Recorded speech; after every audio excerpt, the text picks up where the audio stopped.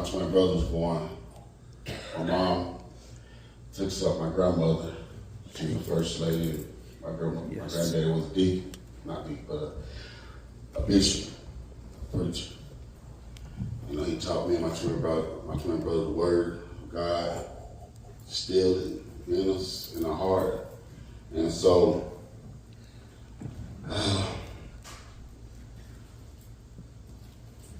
we've been through a whole lot, from Chicago, foster homes, you know, going through foster homes, watch my mom, you know, get abused, her taking overdose.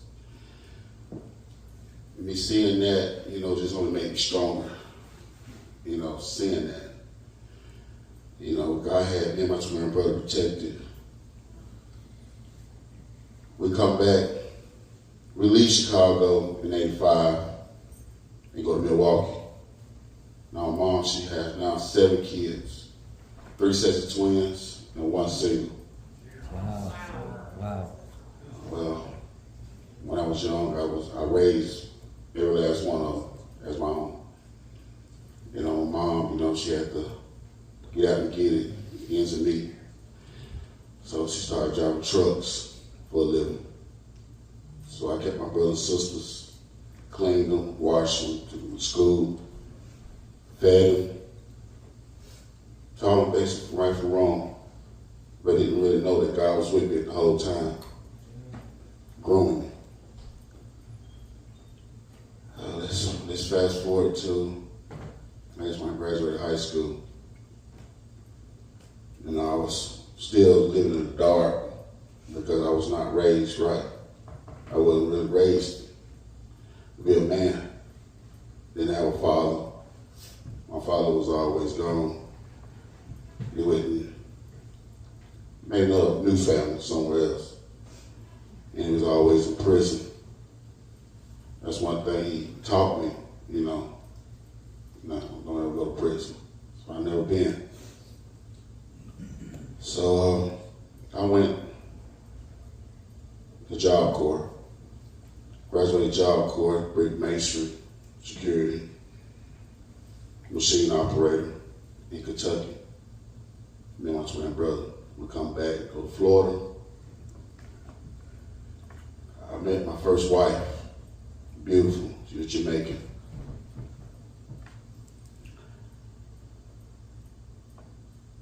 I've been with her for a long time.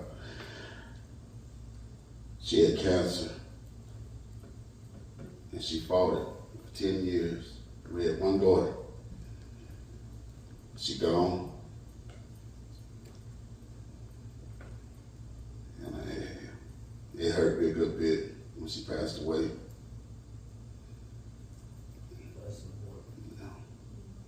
You know, I was lost a good bit. Because now my daughter, she's down there in West Palm Beach, Florida now, living her own life. You know, she's like 21-year-old now. She's grown. You know, but I really miss my wife. So for me to self-medicate myself, I went to marijuana and women.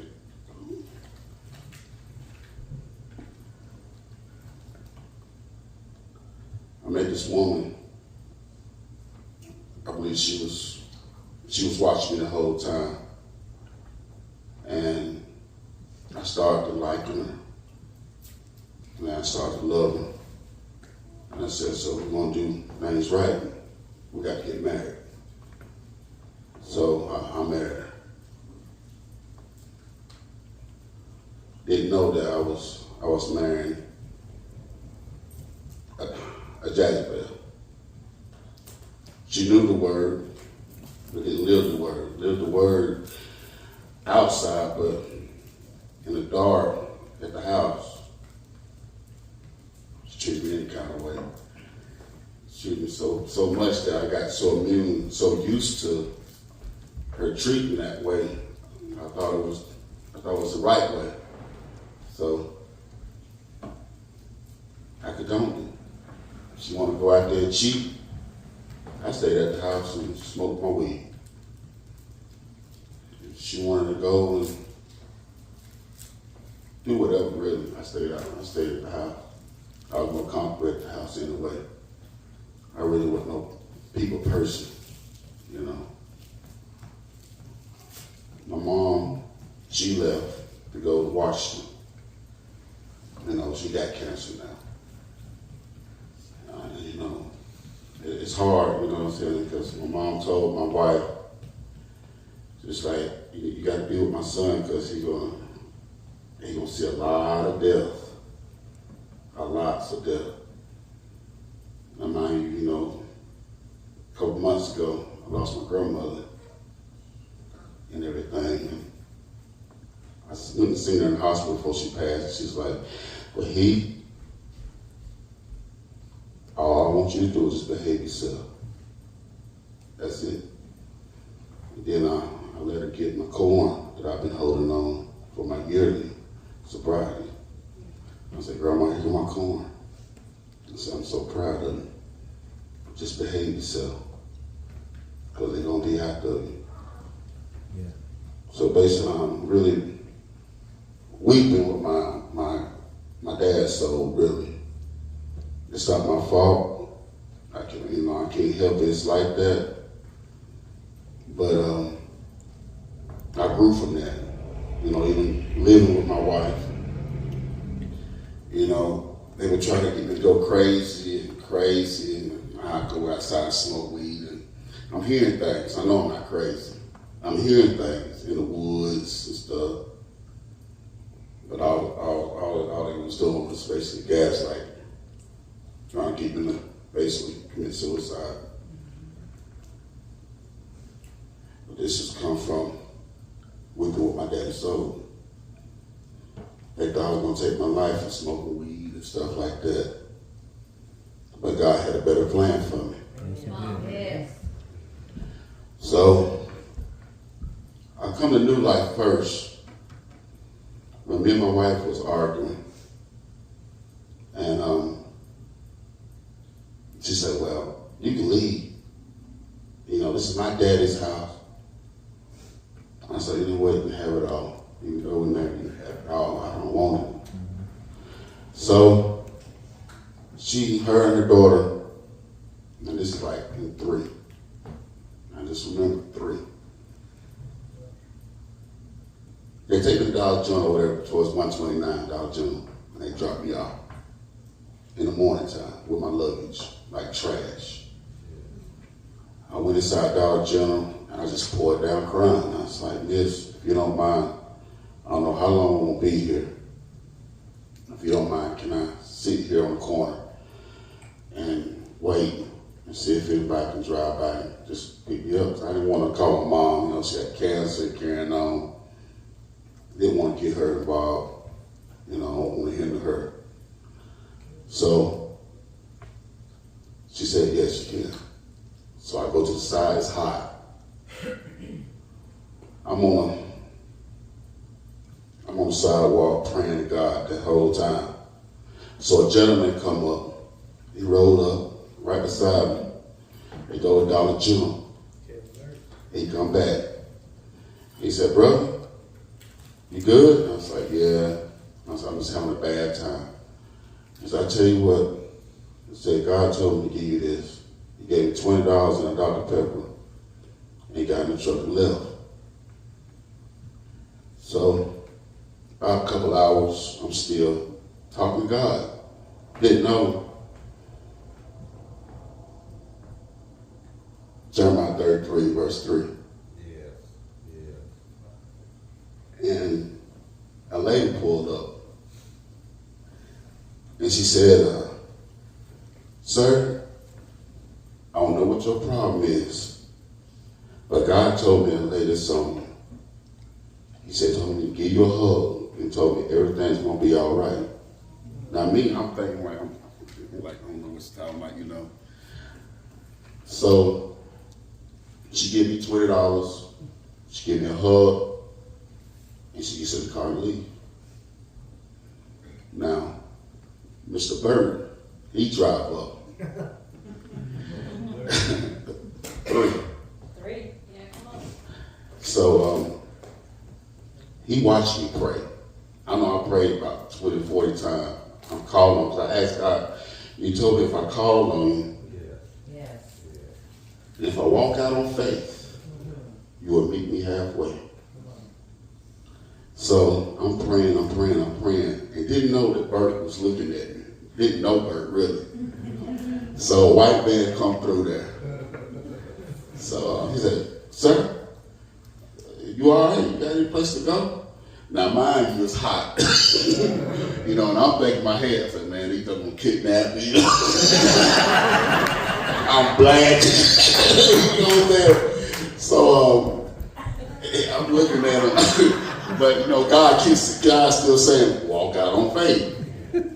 All right, then. So he said, let me call Jamie. You know, he's the director. So he called Jamie, and he had Jamie on speakerphone. And he told Jamie, well, Mr. Bynum, he need a roof over his head, and he needs shelter. He's homeless. Like I said, I ain't never been homeless in my life. And he's like, Jamie says, is he a murderer? And I looked at Bert and said, no. He said, he got warrants? No, I ain't in trouble with the law. He said, running from the law. I said, no. He said, well, bring him on then. So that's just walking out on faith. You know, I was always scared to walk out on faith. Scared, like, you know, terrified. I said, I ain't never been homeless. And my wife knew that. I never been homeless. I never had to depend on God. You feel me? Yeah. I didn't know what I had. I didn't know what I was worth. Really. That's right. Yeah. So he brought me to New Life Fellowship. And, you know, I get highly spiritual there. He was giving me so much download that I got the big head and I left. I didn't let it work for me. I thought I had it. I said, I got this. You know, I'm reading the Bible. It's like, you know, when you're married, go back to your wife. So I'm thinking, I was like, okay, this is my sign. Go back to my wife, you know, make up, you know, do the right thing. So that's what I did. So I go back. Now, mind you, he locked that door for me not to go back. He padlocked it. And what I do, I turn around and pick-locked it and bust it back, right back down. So this time, she moved a woman in the house and didn't even know nothing about it. And I was acting like I was blind to it. I knew what was going on, but I didn't have no shelter. And, you know, I gave her my heart. The same heart I gave my wife. But I had to go through that because God seen beyond what was great for me. You know, he said, you're almost there. You're almost there. When my mom left, I didn't get it. But she kept on telling me, read the Bible. Read the Bible, Heath. I don't understand. I'm like, well, you keep telling me to read the Bible. Tell me what's going on, what you talking about. She couldn't tell me. She just tell me, Heath, just read the Bible. So, me and my wife, we argued, fussing. You know, I cut off the relation, you know, because God seen what I didn't see. He's not going to put me in no situation that he see my wife doing. So I told her, I was like, no. So I'm at work one day. I come home. I take a nap. And she asked me, I always gave her money. But this time, God said, you got to learn your yes is your yes, and your no is your no. So this time I said no. I went to sleep. I wake up. She started beating on my head. I get up. I said, what's going on? well, you said this. You said, no, I didn't. I didn't say nothing. I just said, what's going on? So why you didn't give me no money? I was like, well, I'm tired of giving you money. I take care of everything. Groceries, I seen your kids, our kids, even though they're my stepkids, but they didn't have to want for nothing. Alabama games, I went to all of their basketball. I raised those girls as my own. Taught them basketball, taught them how to drive and everything. You know, even though they had to do what their mom say, because, you know, they the one got to live with them. So, she took my crosses off. These the same crosses, identical cross that she tore off. I had to go back to the store and buy more crosses. I wanted the guy's eye out for a minute, for real. But I never laid my hands on it. I never laid my hands on it. But I walked outside and I had a vape in my hand. I started puffing on that vape, puffing. And I heard a voice say, Heath, walk out on faith. I stayed on that porch for like 30 minutes. Now the girls, the two girls, they gone. You know, they gone fed, you know, spend time with their friends. So something kept telling me, walk out on faith. Walk out on faith. Now mind you, she was throwing stuff on me that I didn't know she was throwing on me. You know, it was messing with my head at first. And then God revealed what she was doing to me, because she was basically poisoning my water, my food, and everything. You know, and God said, enough is enough. You don't got to do that to keep a man or a woman. I kept on popping that water. I was like, I go to the refrigerator. I don't even pop. I'm still drinking because I'm protected. God's not going to let nothing happen. She'll fix my food. I eat it. Even though she did what she did, I still eat the food. I was a fool. A fool would stay like I was doing for 6 years. Well, it didn't take a real man to walk, to lead. Especially being no fool. I am not no fool no more, because I know what I'm worth. Come on. I know we're royalty. Everybody is chosen. Yes. Everybody. Why you here? Because your name, what he called you by name. Yes. Just like me, he called me. It's like, Heath, come on back home. And this time, get it right. You know, I have a lot of evil coming towards me. Even this week, because he knew I was finna tell the truth. He knew I was finna lay it on the line and lay it to the altar and get rid of it real quick, like. But I had to lay it on the line because people need to know what's going on behind closed doors, dark. I've been in that dark. You know, God wants me to be in the light. Yes. You know? So whenever you have a woman or a man talking to you any kind of way, no, it's not right. Because you're worth. You're royalty. Come on. You know? When somebody get on your nerves, when you got something good on the other side, when somebody try to get on your nerves, they try to take that energy, take your energy and give you their energy for you to feel like they feel. And once you feel that way they feel, they walking away. I got it. I got his power. That's exactly how it goes. You know, it's one-on-one. You know, you just got to pick it up. You got to wake up and see. You know, everything's a test. Even over there in New Life Fellowship, everything is a test. In a good way. In a good way. They're getting us ready for the real world. Come on, that's right. And that's the way I see it. They getting me ready. You know, I'm working over there at Mir Motor. On forklift driver. Yeah. I had one to go to second shift. So a second shift opportunity come open, more money. And women is my downfall, And they asked me, that's like, LB, you want to go to second shift? I said, sure. It's much cooler.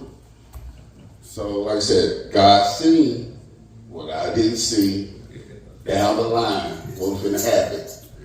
He said, no, nothing's enough, LB. You got to get this time. you can't play with this. You're getting older. You're not getting young. You're getting older. So the boss man actually, you don't want to go in the office and talk about it and say you want to go. I said, no, I'm going to leave it alone. I'm going to leave it alone. So after I get out the office, a lady come up to me. I'm on forklift. And she's like, LB, my mom had cancer for a couple years. And she's like, we finna go to Birmingham Tuesday to do the radiation and all that stuff right there, chemo and all that. So I stopped everything, get off the forklift. I say, let me pray for you. I really never did this. So this is how God was using the vessel right here. So I'm praying. I'm praying from my heart. So the next day, Wednesday come around the corner, it's just like, help me. I said, yes. And it's like, you would never believe this. I was like, what? I was like, we go to Birmingham. We think it's going to be the same routine. But when you pray to God, when a doctor come in, he told my mom she was catching free. Amen. So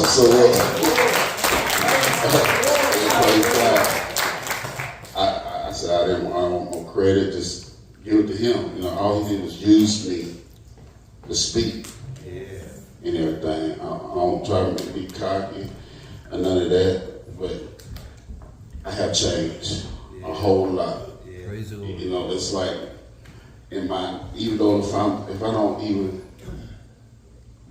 have a relationship, I'm at peace because that's what I wanted. I was telling Brother Jimmy, I was like, I know I don't got no house. I know I don't have no car. But all my gifts is up there. Yes. That's right. I never had nothing. You got him. I got God by material. Yeah. Like clothes, food. You can tell me. I never had this. And when I said I never had this, my mom had 7 kids. There wasn't. I had ABC shoes. Look at me now. So, Look at the please on flood. but at the end of the day, I'm prospering. Yeah.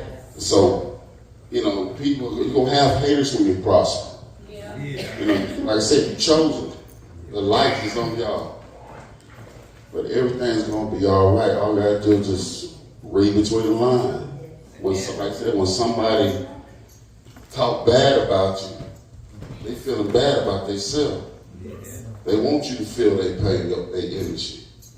But I know my path. I know I have multiple gifts. And my gifts is to enlighten y'all. Make you feel the boost your energy. Yes, Lord.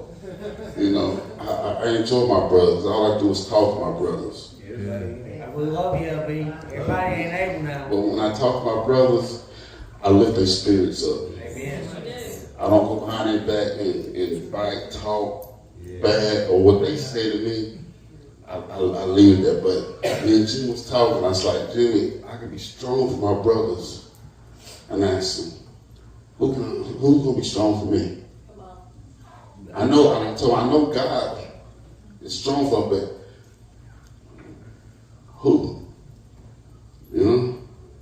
I said, I never had a father. I really never had a mom. You know, I raised, I'm like self-made. I raised myself and my brothers and sisters. So, sometimes I feel some type of way because you have a good mom, Dakota, that come and see you and love you the way she's supposed to love you, like a mom and son. You know, I needed that all my life. I never had it. I never taught me how to love. I learned that on TV. You feel me? Jamie, you the same way, brother. Your mom loved you true enough, brother. I never had that. I wish I had it. Like a dad, I'm a man now. God molded me to be a man. You feel me?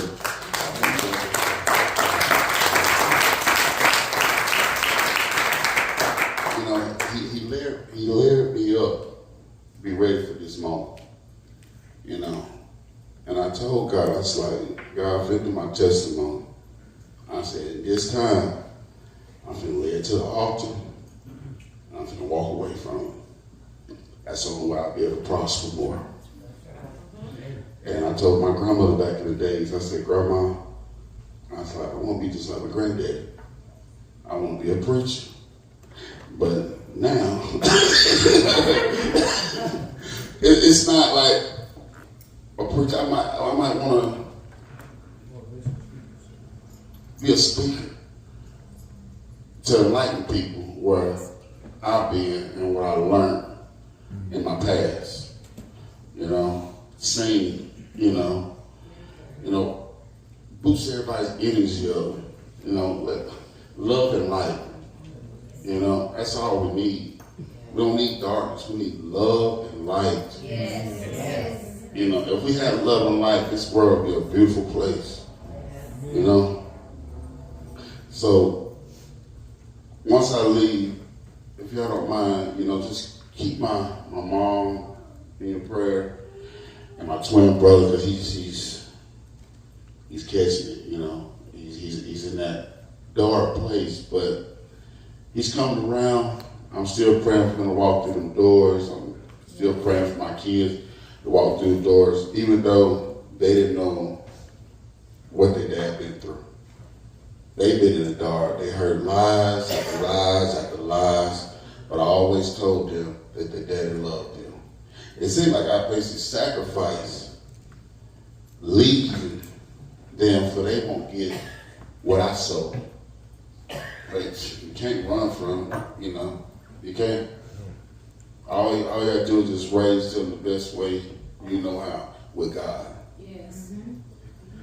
So, you know, I'm rambling right now. I love y'all. May God be with you. And God bless.